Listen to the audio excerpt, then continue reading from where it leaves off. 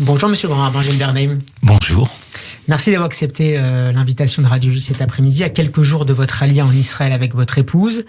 Cet après-midi, Monsieur le Grand Rabbin, nous allons tourner ensemble quelques pages de votre vie, de votre carrière, revenir sur quelques dates, quelques rencontres marquantes, vous qui avez porté une voix rare et féconde dans l'espace juif ces 40 dernières années. Mais avant tout cela, Monsieur le Grand Rabbin Bernheim, une question simple, première. Pourquoi avoir décidé de vous installer maintenant en Israël avec votre épouse, la psychanalyste et rabbinite Joël Bernheim? La raison est simple. D'abord, nous venons de prendre notre retraite. Mais une retraite, c'est juste par rapport à une caisse de retraite. Ça ne veut pas dire que la vie est en retraite. Jusqu'à présent, je n'ai pas senti la différence entre l'avant et l'après. Et je ne suis pas sûr qu'il y aura une grande différence entre l'avant et l'après en Israël, sauf à considérer que les conditions, les lieux, les milieux seront différents. Mais c'est une chance dans la mesure où on est obligé de se renouveler et de concevoir sa vie de manière un peu différente, et donc pas de refaire les mêmes choses. Donc nous souhaitions depuis toujours, le jour où nous prendrions notre retraite, vivre en Israël, et particulièrement à Jérusalem. Je pourrais ajouter que nous avons 3 enfants sur 4 qui vivent là-bas, nous avons 8 petits-enfants pour le moment. Jérusalem notamment. Une à Jérusalem, une à Haïfa, nous avons 3 filles là-bas et un garçon qui vit à Paris.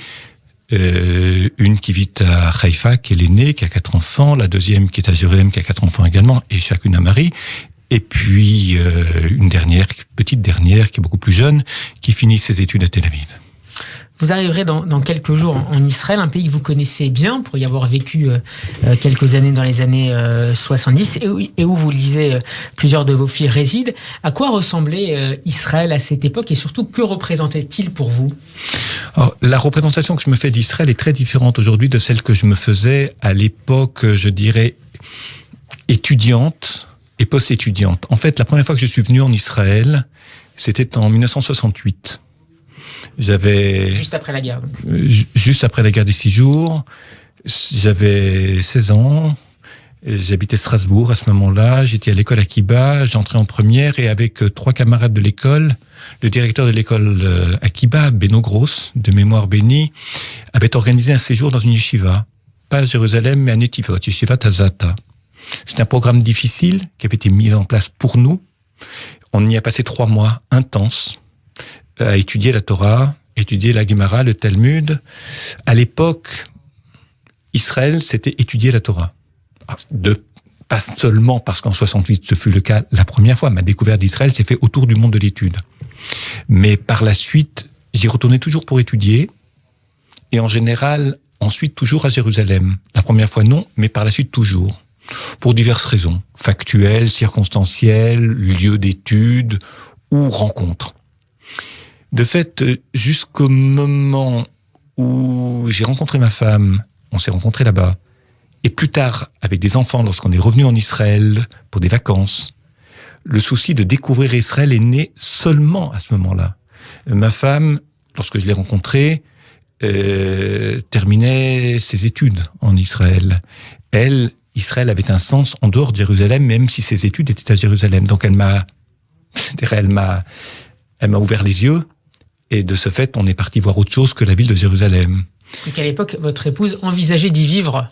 C'était non seulement qu'elle envisageait, mais c'était une conviction pour elle. On ne se serait pas rencontrés, elle n'aurait pas fait sa vie professionnelle en France. Ce qui n'était pas votre cas à l'époque? Non, moi je suis allé là-bas pour parachever des études. Je suis allé à la yeshiva, puis au kollel, pour On va y revenir. Améliorer mon niveau d'études. Et puis j'ai eu la chance de rencontrer un maître. Mais de fait, je devais, c'est pas simplement que je voulais, je devais rentrer pour exercer comme rabbin. C'était la règle. On se perfectionne en Israël après les études françaises, mais on revient en France pour exercer. Vous aviez été marqué également à l'époque par les développements politiques, géopolitiques, et notamment de la guerre des 6 jours. C'est quelque chose qui vous a, en tant que juif, qui vous a particulièrement marqué, qui vous a fait réfléchir et envisager un avenir en Israël? Je vais vous répondre très simplement. Jusqu'à la mort de mon père, à l'âge de 14 ans, nous habitions à Aix-les-Bains. Ville qui avait été choisie pour son orthodoxie, mais qui n'était pas le milieu juif de mes parents. Je m'explique, mes parents étaient strictement pratiquants, pour des raisons qui étaient liées à la guerre et à la profession de mon père. Mon père souhaitait vivre dans les Alpes, il s'est marié après la guerre avec ma mère, Et donc, après Grenoble, mais Grenoble en 46, 47, c'était une ville désertée par les Juifs. Il y avait des vieux Juifs, mais avant l'arrivée des Juifs d'Afrique du Nord, c'était une communauté très pauvre. Pauvre, d'abord parce qu'âgée, beaucoup de gens en souffrance, l'après-guerre, etc. Et il n'y avait pas de vitalité dans une telle communauté. Donc, ils ne se voyaient pas donner naissance à des enfants et les élever dans un milieu comme Grenoble, à cette époque-là. Ensuite, ils sont allés à Aix-les-Bains, qui n'était pas très loin, parce qu'il y avait une communauté orthodoxe, et ils voulaient que nous soyons élevés, lorsqu'on naîtrait, que nous soyons élevés à proximité de juifs orthodoxes. Mes parents étaient strictement pratiquants, mais pas de ce milieu lituanien, puisque je rappelle que la yeshiva, Rav Raikin, c'est la Lituanie. Ensuite, après l'arrivée des Juifs d'Afrique du Nord, ça a basculé. Il y a eu une majorité de Juifs séfarades qui sont venus à Aix-les-Bains. Des maîtres séfarades sont venus enseigner à Aix-les-Bains. Je dirais que la composition a changé. Ceci étant, Aix-les-Bains nous a... Comment dire ? Je prends un exemple. Nous aurions pu faire notre scolarité à la yeshiva jusqu'en classe de seconde.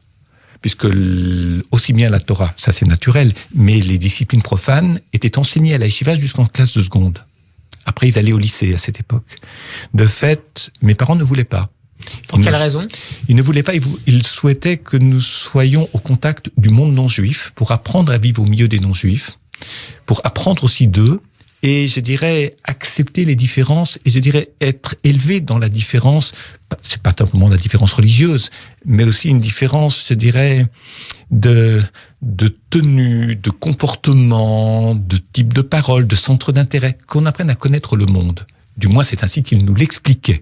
Il y avait peut-être d'autres raisons, j'en imagine. Et c'est quelque chose qui vous a inspiré tout au long de votre vie, de votre parcours, de votre carrière ? Oui, tout à fait. Cette rencontre avec l'autre, avec le non-juif ? Et oui, on allait à l'école, par exemple, le Shabbat, sans porter, sans écrire, les bras croisés, les poches vides, sans cartable, mais on allait à l'école le Shabbat. Ce qui, évidemment, dans une ville comme Aix-les-Bains est gênant, parce que pour aller à l'école, le Shabbat matin à 8h, vous croisez des gens qui vont à la choule, qui vont à la synagogue, des gens que vous connaissez, des gens très pratiquants, et vous êtes le seul à partir à l'école ce jour-là, non pas que vous ayez quelque chose à vous reprocher, mais vous savez très bien qu'un enfant, lorsqu'il est différent des autres enfants d'Aix-les-Bains qui, eux, allaient tous à la yeshiva... Faut vous regarder un peu de travers. Oui, et puis c'est vous qui vous imaginez qui vous regarde de travers, parce qu'aucun enfant n'est maître singulier, différent des autres enfants. Donc vous portez mal cette différence, c'est la différence par rapport aux non-juifs. Elle était vécue sur un mode riche, la différence par rapport aux enfants juifs de la ville a été vécue sur le mode... dans un entre-deux, finalement ? Dans une espèce d'entre-deux. Moi, je ne le vivais pas très bien.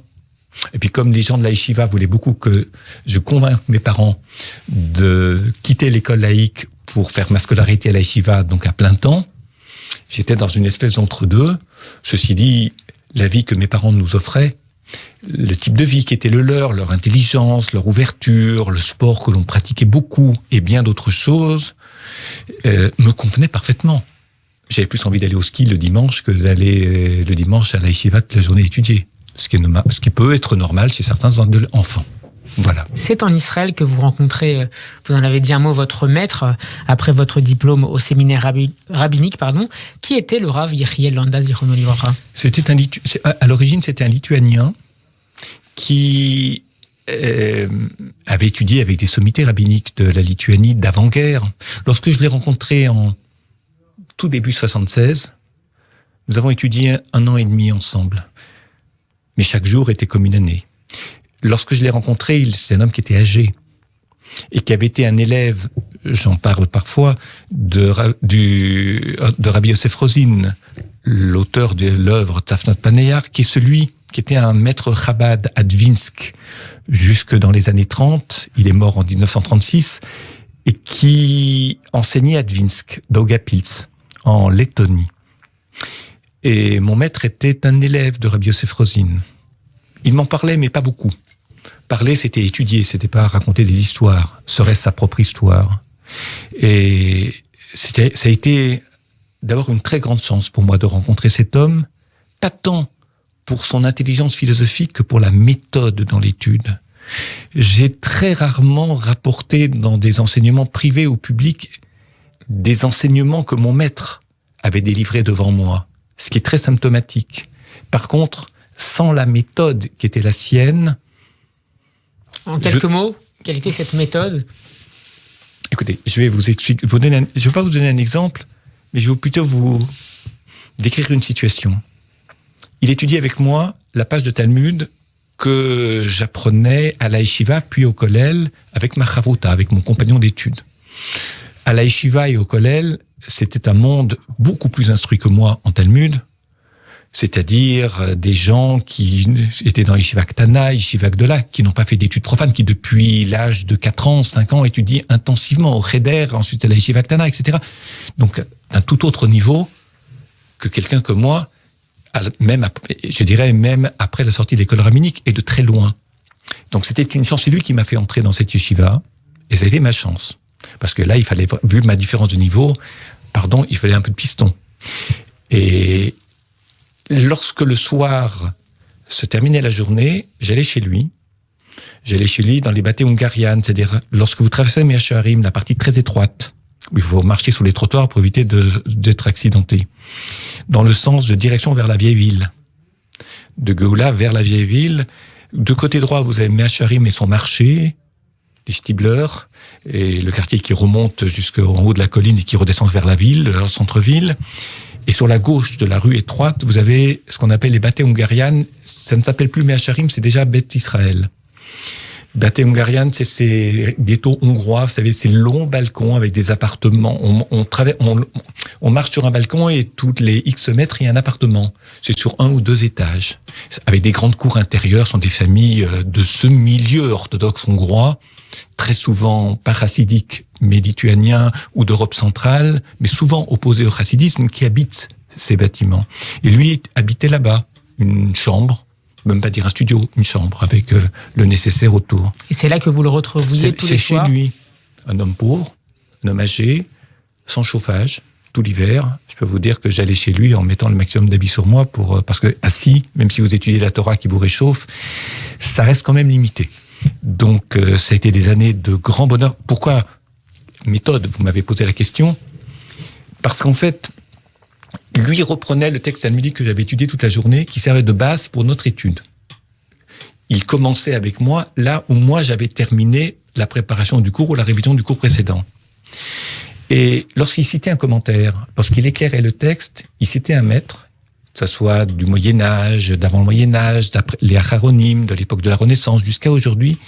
Ce qui était singulier chez lui, c'est que dès qu'il citait quelqu'un, il expliquait comment, pourquoi et de quelle façon le commentaire à quelle question le commentaire avait répondu, comment il y avait répondu et quelle avait été sa conclusion. Autrement dit, vous pouviez remonter le fil de la pensée du commentaire. Donc vous avez l'impression d'être intelligent. Vous avez l'impression à la limite d'être un peu dans la tête d'un maître du Moyen-Âge et de voir comment sa pensée se construit. Comment la pensée se construit. Et ça a été fabuleux pour moi, parce qu'il l'a pas fait sur 2, 3, 4, 5 commentaires. Il l'a fait sur des dizaines, je n'ose pas dire des centaines, mais je le pense, de commentaires, mais pas que des commentaires talmudiques, des commentaires sur le Chumash, des commentaires donc sur le texte biblique, des commentaires halachiques sur des Shelot ou Tshuvot, des commentaires sur la Kabbale, sur le Midrash, et j'avais toujours l'impression d'être dans la tête du commentateur et d'assister à la construction d'une pensée. J'allais presque dire de suivre dans sa vie d'intellectuel, d'une pensée qui se construit chez un maître, de suivre le déroulement de sa vie intellectuelle. Je n'ai rien d'autre à ajouter, parce que à trop clamer, le dire que ça a été une très grande chance pour moi, ça pourrait faire des jaloux. Les maîtres, justement, la question de la formation des rabbins vous a beaucoup occupé, notamment pendant votre mandat de grand rabbin de France à partir de 2009, avec la rénovation d'une certaine manière du séminaire rabbinique. Qu'est-ce qu'un bon rabbin et comment le devient-on ? Je vais vous dire une chose. Comment est-ce qu'on le devient ? Il y a plusieurs situations. Je peux répondre pour moi et pour quelques personnes que j'ai bien connues, mais je ne sais pas répondre pour tout le monde. Pour ce qui me concerne, l'idée de devenir rabbin n'est pas née à mon enfance, du tout. Elle est née au contact de 2 personnes. L'une était le grand rabbin Shili, qui était le directeur de l'école rabbinique Zechrono Livracha, un homme d'une humanité rare. J'ai écrit quelque part que c'était mon maître en humanité, au singulier, humanité. Et l'autre était un rabbin en exercice, qui était à l'époque rabbin de Besançon, puis de Nancy, puis de Neuilly, le grand rabbin Jérôme Cahen. Jérôme Cahen était un grand animateur, ce qu'on pourrait appeler un directeur de centre communautaire devenu rabbin, ou fait rabbin. Lui et son épouse Michel. Ils formaient un couple exemplaire. Et là où ils sont passés, ils ont révolutionné la vie de la communauté, parce que des juifs qui n'étaient pas du tout pratiquants, pas du tout attachés à la communauté, venaient de manière ludique d'abord, puis de manière culturelle ensuite, et parfois de manière intellectuelle enfin, à la communauté, y étaient attachés et ont eu des destins que l'on n'aurait jamais imaginés en tant que juif. J'ai rencontré Jérôme Cahen, j'étais je crois en terminale à Strasbourg, à l'école Akiba, école juive à partir de la seconde, et de fait, parce qu'après la mort de mon père, on a quitté Aix-les-Bains pour vivre à Strasbourg, pour différentes raisons. Jérôme Cahen dirigeait une troupe de théâtre. C'était ça, une des dimensions de sa vie communautaire, de créer des choses avec les jeunes de sa communauté, jeunes et adolescents, etc. Il leur créait une œuvre d'art, créer une pièce de théâtre, la jouer ensemble, tourner. C'est fabuleux. La communauté devient un grand mouvement de jeunesse. Et de fait, il a joué à Strasbourg. Et je suis allé avec un copain de l'école à Cité-Lorveil, à Strasbourg, rue Sélénique, suivre cette pièce. Et Jérôme Cahen jouait sur place, sur la scène, et je crois qu'il était le réalisateur de la pièce. Après la pièce, moi j'étais fasciné par une chose. Je n'avais jamais imaginé qu'un rabbin puisse être un acteur de théâtre. Jamais.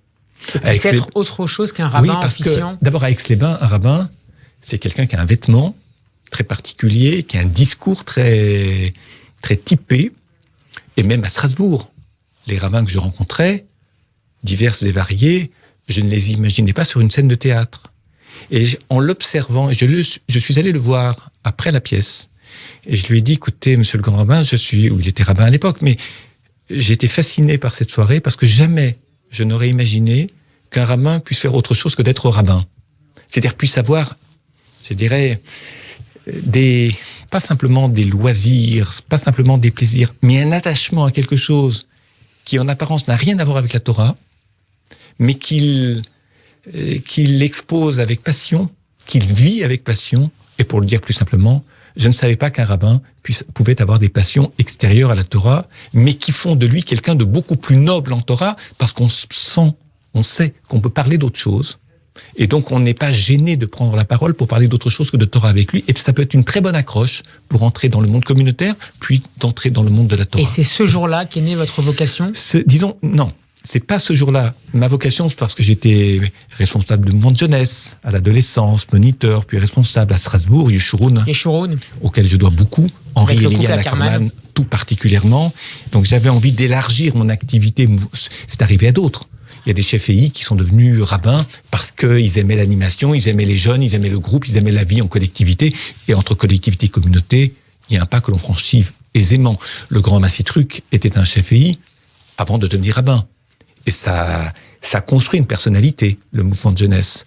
Ça a été mon cas à ma manière, mais j'hésitais beaucoup et on me déconseillait d'aller à l'école rabbinique parce que les juifs orthodoxes à Strasbourg, ce qu'on appelle le monde orthodoxe, c'est pas que nous ne l'étions pas, c'est pas que je n'étais pas, c'est simplement, je dirais qu'il y a une vision du monde. Je dirais, non pas un repliement sur soi, mais une construction communautaire où se retrouvent des gens du même type, d'une même vision du monde, je dirais d'un même habit, d'une même scolarité, d'un même cheminement dans la vie. Disait, il faut surtout pas aller à l'école rabbinique parce qu'un tel enseigne ceci, un autre fait cela, etc. Les critiques. Quand j'étais à l'école rabbinique, j'ai rencontré le grand Machili, j'ai rencontré le grand Ernest Guggenheim, j'ai rencontré le grand Matwati, qui était l'un mon directeur et les deux autres les professeurs principaux. Et j'ai été complètement stupéfait de l'inanité des jugements que l'on portait sur eux. Ce furent mes maîtres.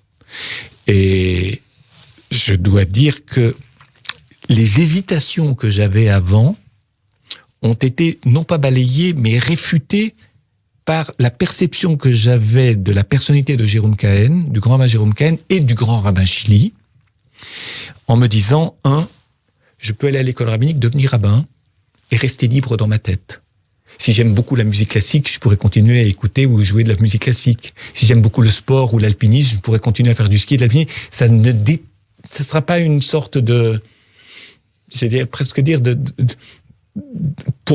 y a un refus chez vous d'une certaine forme de conformisme. J'avais besoin de ça et j'ai toujours besoin de ça.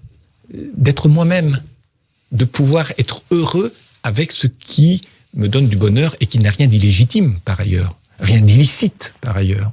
Bien sûr, mais Jérôme a été le premier des rabbins consistoriaux qui m'a donné confiance en cette possibilité-là d'exister, d'exercer comme rabbin et de rester libre.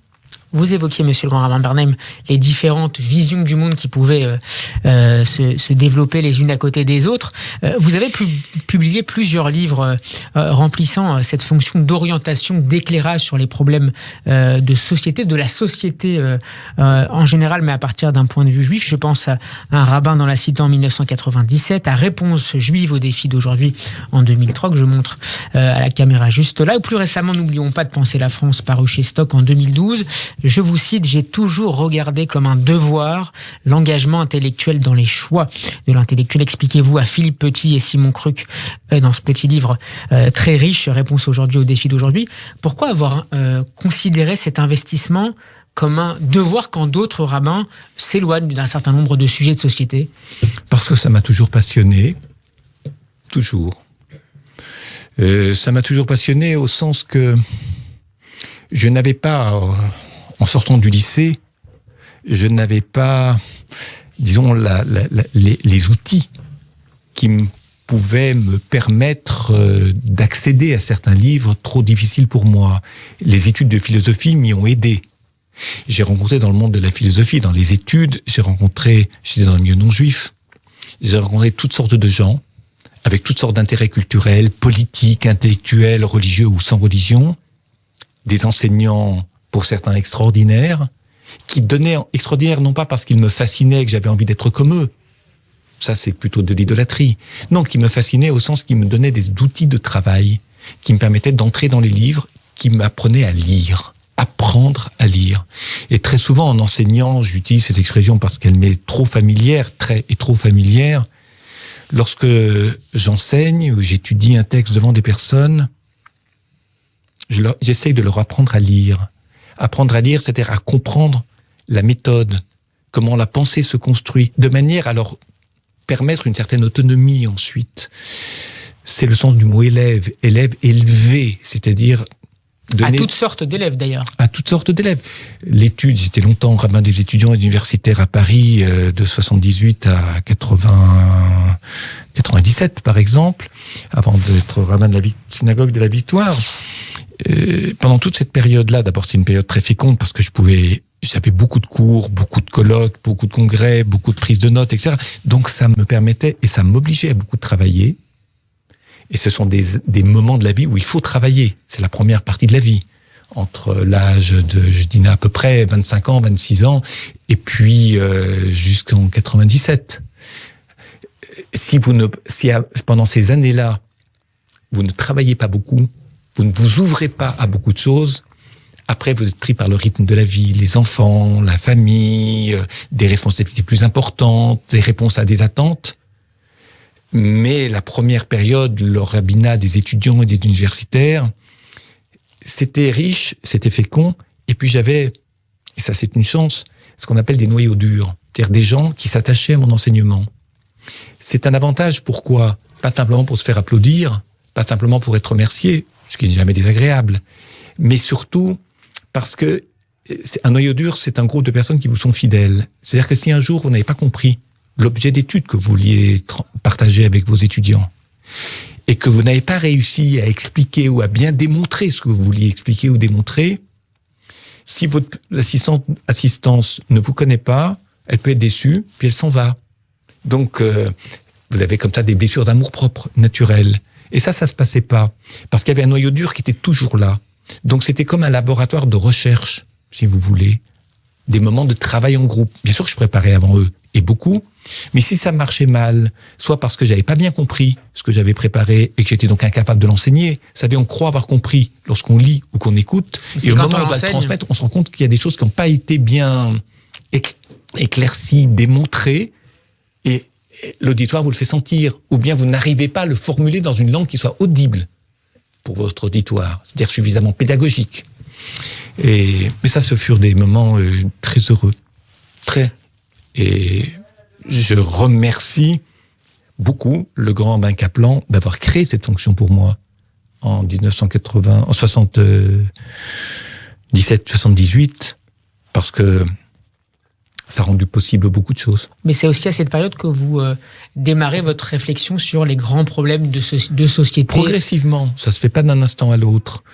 Je pense que On imagine, monsieur le grand rabbin, que les questions des étudiants ou des universitaires ne sont pas forcément les mêmes que celles d'une communauté lors d'un cours du Shabbat. C'est vrai, mais je n'arrive pas à lier, à cette époque, je n'arrive pas à lier ce que vous appelez l'intérêt pour la chose publique avec les préoccupations des étudiants et des universitaires avec lesquels je partageais ces temps d'études, de Shabbat plein, vous savez, c'est pas qu'enseigner.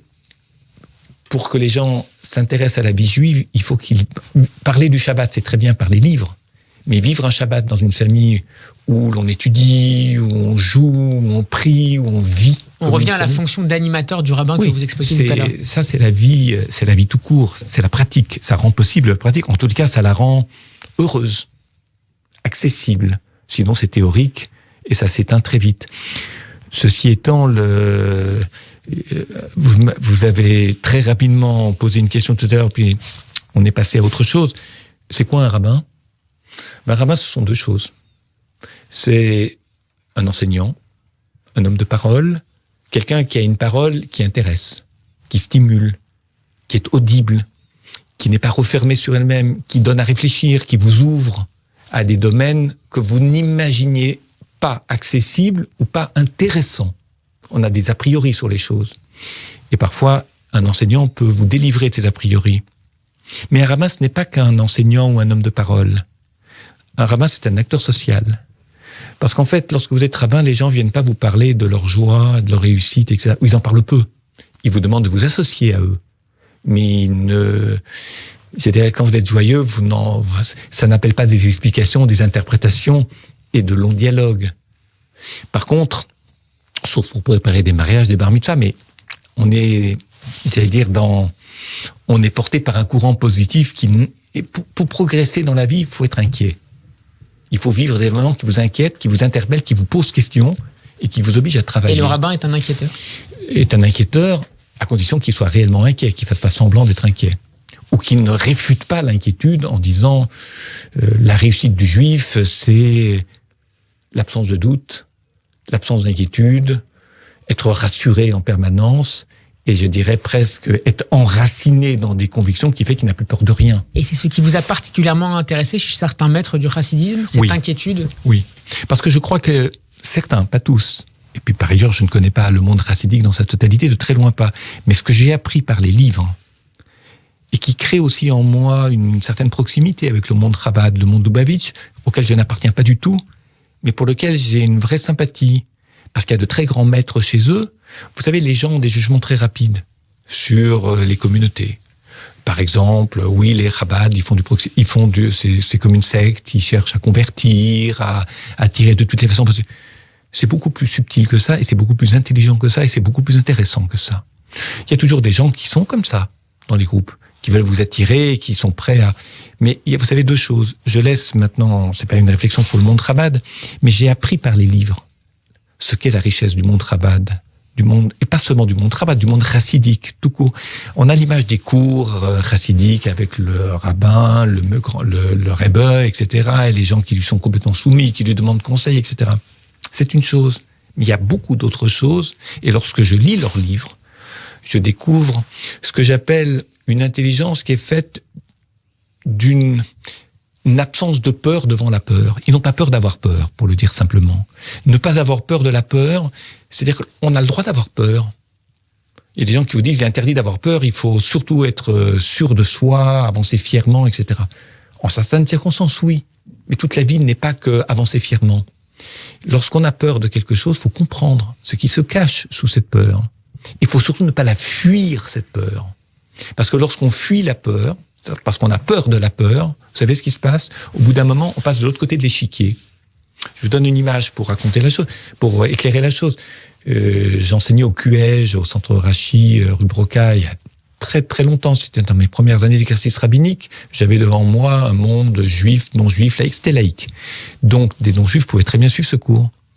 Et il y avait quelqu'un qui était élève au séminaire d'Issy-les-Moulineaux. Un jeune homme qui voulait devenir prêtre et qui se formait là-bas. Et il était tellement proche du judaïsme, tellement proche de moi, il était passionné par l'étude, il était plus passionné que tout le monde ensemble.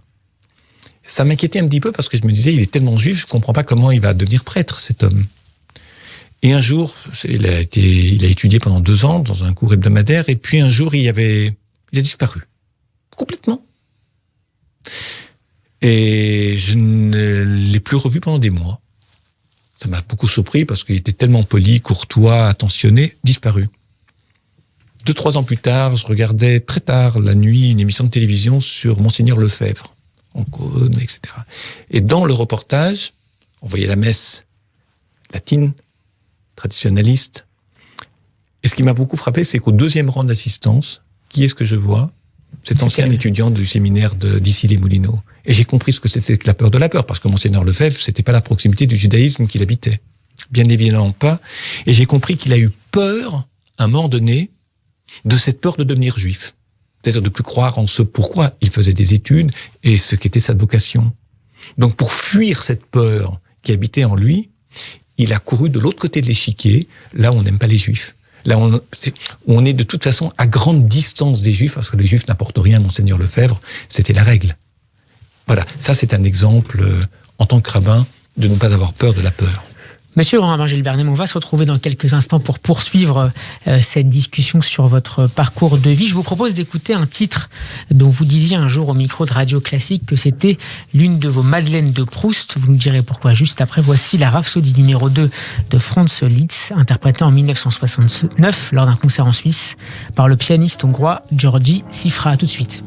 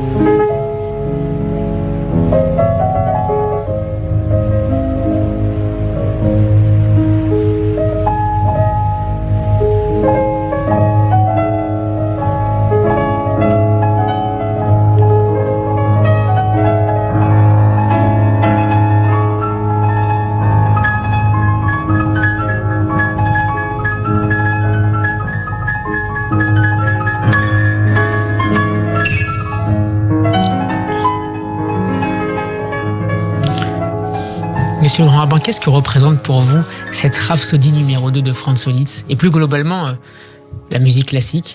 C'est une musique qui est tirée, c'est un refrain, il y a la partie refrain qui était sur la fin de l'enregistrement et qui était plus joyeuse, c'est une danse, mais c'est du folklore hongrois.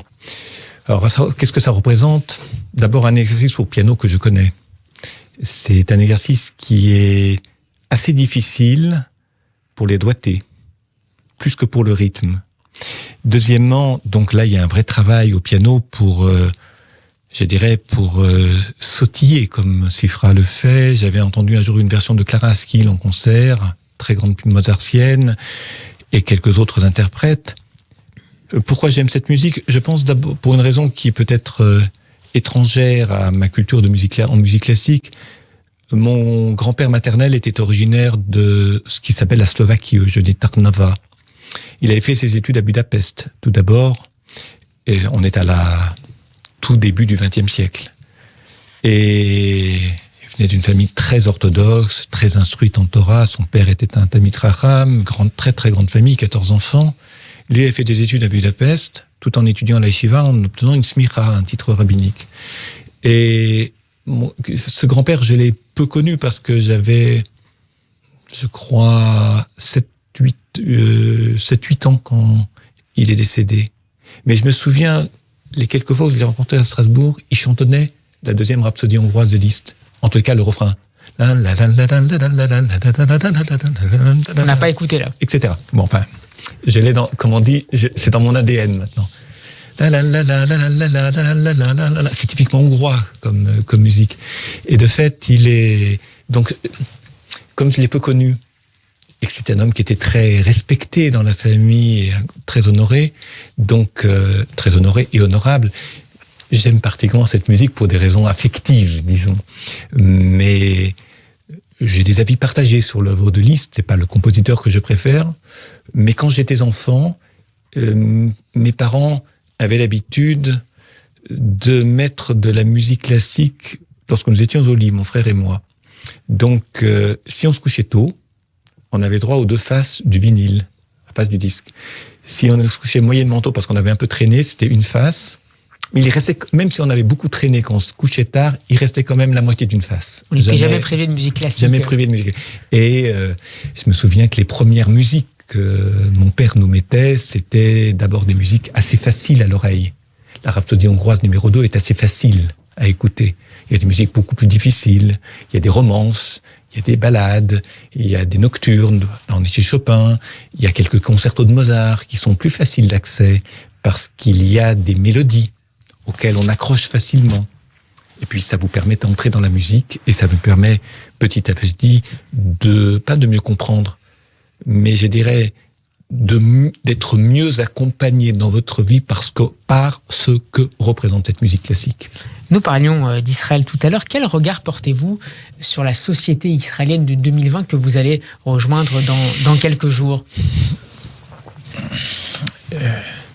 Je ne peux répondre à une telle question qu'à hauteur de mes compétences. Et elles ne sont pas très grandes en la matière, sinon parce que je lis, parce que je vois quand je suis là-bas et ce que j'échange avec mes enfants ou mes gendres et des amis.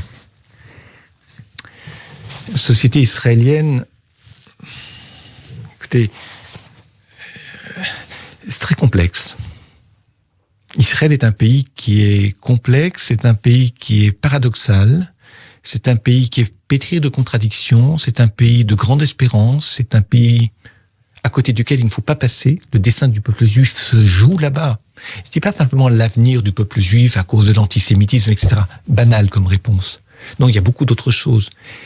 La création de l'État d'Israël en 1948, le sionisme depuis la fin du 19e siècle en particulier, et tout ce qui se passe aujourd'hui, et ce qui se passera demain, et pendant très longtemps, c'est un enjeu pour le peuple juif, des possibilités qui s'offrent aux juifs, qui peuvent, que Dieu nous en préserve, ne pas se répéter très longtemps.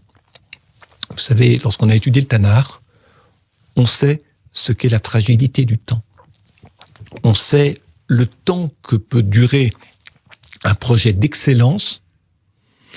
Prenez l'exemple de Salomon. Shlomo Ameler a construit le premier temple. À la génération d'après, il y a eu un schisme. Chas v'shalom, je ne dis pas qu'il va se passer la même chose. Mais il faut toujours avoir présent des situations qui semblent exceptionnelles parce qu'elles nous semblent théoriques, parce qu'on ne les a pas vécues. Il faut toujours avoir ça présent à l'esprit et pas simplement tirer des leçons de morale sur le bon ou le mauvais comportement sur le plan de la pratique des mitzvot, mais aussi sur la manière de penser, d'aborder la vie politique, d'aborder le vivre ensemble. Parce qu'Israël est un pays qui est très complexe, qui est, je dirais, composé de plein de communautés, de beaucoup de communautés qui ont des origines, des mémoires très différentes, des juifs croyants, des juifs qui ne le sont pas, des juifs cultivés, occidentaux, des juifs qui ne le sont pas du tout, Torah, pas Torah, etc. C'est ce que le président de l'État hébreu, Reuven Rivlin, avait appelé, il y a quelques années, les tribus d'Israël. Les tribus d'Israël, et dans une ville comme Jérusalem en particulier, c'est très riche, c'est très complexe. Il y a des gens qui quittent Jérusalem pour vivre ailleurs, parce qu'ils disent que l'aire de Jérusalem est trop chargée en mémoire, pour reprendre les propos, les mots de Yehuda Amichai, un grand poète israélien. J'ai une enfant qui a désiré, à un moment de ses études universitaires, quitter Jérusalem pour vivre un peu de temps à Tel Aviv. Non pas pour s'y amuser. C'était pas pour avoir des nuits à Tel Aviv ou des soirées, pas du tout le genre. Mais pour respirer un air moins chargé en mémoire. Parce que, vous savez, quand l'air est chargé en mémoire et que vous avez des personnes pour qui la mémoire est quelque chose d'important à connaître, à comprendre, à concilier avec d'autres choses, ça peut être opposant pour un temps, comme on fait une pause dans sa vie pour vivre de manière un peu plus, pas légère au niveau du comportement moral, mais plus légère en termes dans une atmosphère où il y a moins d'enjeux métaphysiques, si vous préférez. Ça facilite les choses, et puis ensuite on y revient aux grands enjeux métaphysiques, bien sûr. Certains parents qui nous écoutent s'interrogent aujourd'hui sur l'avenir de leurs enfants en France, qu'il s'agisse de la menace antisémite ou des difficultés à être fidèles, à rester fidèles au judaïsme tout en menant ses études universitaires, par exemple. Est-ce que vous êtes inquiet d'un départ lent mais de plus en plus large des forces vives du judaïsme français, vers Israël évidemment, mais aussi vers les États-Unis ou vers la Grande-Bretagne, par exemple? Globalement, je répondrais oui. Évidemment, il faut moduler. Ce n'est pas un propos idéologique que je tiens là, c'est une observation. Il y a plusieurs raisons qui conduisent des jeunes à l'âge de 18 ans, après le bac, à quitter la France pour aller ailleurs. Maintenant, je m'intéresse à la question d'Israël, puisque c'est par là que vous avez commencé. En fait, j'ai écouté les propos qui étaient tenus non seulement par mes enfants, mais des amis de mes enfants, lorsqu'ils ont quitté et qui sont partis vivre en Israël pour commencer leurs études là-bas. La première raison qui est avancée, c'est que l'avenir du peuple juif est là-bas. Mais ils le disent avec prudence, parce qu'ils ne savent pas s'ils vont s'adapter, ils ne savent pas si la famille ne va pas leur manquer, ils ne savent pas si la société israélienne n'est pas plus rugueuse qu'ils ne se l'imaginaient, et parfois c'est le cas, beaucoup plus rugueuse. Mais il y a chez beaucoup d'entre eux l'expression sentiment de fraternité. Je ne vais pas dire que les Israéliens se comportent comme des frères les uns envers les autres, frères ou sœurs les uns envers les autres. Mais en cas de coup dur, ils savent pourquoi ils sont là-bas. Ça peut être des raisons différentes. Demandez à des Français moyens dans la rue s'ils savent pourquoi ils sont en France. Donc c'est souvent une réflexion identitaire qui est à l'origine de ce mouvement chez certains jeunes vers Israël. Vous savez, quand il y a eu les grandes manifestations en 2015, après les attentats terribles, les grandes manifestations, le fameux dimanche, des centaines janvier de 2015. Ouais, janvier 2015. Lorsqu'on interrogeait des jeunes juifs, radio-trottoir, ils disaient approximativement ceci. En fait, la fraternité, juif ou pas juif d'ailleurs, la fraternité, on la retrouve ce jour en manifestant. Mais si on la retrouve ce jour, ça veut dire qu'on va la reperdre très vite. Parce que la société, c'est pas qu'elle n'est pas fraternelle, mais que le sentiment de fraternité, ça veut dire quoi? Ce pourquoi nous vivons ensemble, ce pourquoi, en vue de quoi, pour réaliser quoi en commun, n'est pas une question qui est tellement posée et auquel les gens apportent de bonnes réponses. Par contre, lorsque les gens partent en Israël, majoritairement, ils peuvent ne pas savoir pourquoi ils y vont de manière très claire. Mais ils savent qu'ils s'inscrivent dans une histoire ensemble. Parce qu'en cas de coup dur, il n'y a pas de discussion. Donc cette fraternité, elle n'attend pas les attentats pour se constituer. De manière diffuse, de manière consciente ou inconsciente, elle existe en beaucoup de juifs qui partent vivre en Israël. Je répète que la vie peut être tout aussi difficile là-bas. Les difficultés rencontrées peuvent être encore plus nombreuses qu'en France. Mais comme disaient nombre de jeunes, ils savent pourquoi ils sont sur la terre d'Israël. Ou ils pensent le savoir. Ils peuvent renouveler ce savoir. Ils peuvent le remettre en question, le reformuler autrement. Mais ils savent. En France, on ne se pose pas tellement la question. En France, c'est réussir sa vie, avoir une situation, enfin bref, tout ce que l'on peut imaginer chez la majorité des Français qui vivent en France, en tout cas dans des conditions qui ne sont pas les pires. Et ça peut accélérer aussi en France la polarisation de la société autour de grands thèmes qui divisent de plus en plus. Ça peut y contribuer. En tous les cas, j'ai pas l'impression que ces grandes manifestations, ces réactions après les attentats, aient changé grand-chose. Lorsqu'on entend souvent dans ces moments-là, plus rien ne sera comme avant, je dis peut-être des bêtises. Mais je le pense comme ça. Plus rien ne sera comme avant, j'en suis peu sûr. Vous savez, quand j'entends des gens qui disent on va retourner aux terrasses parce qu'il y avait le mitraillage des terrasses dans les attentats de novembre. Quand les gens disent on va retourner notre acte de résistance, on va pas se laisser abattre. Ils nous font pas peur. On va résister.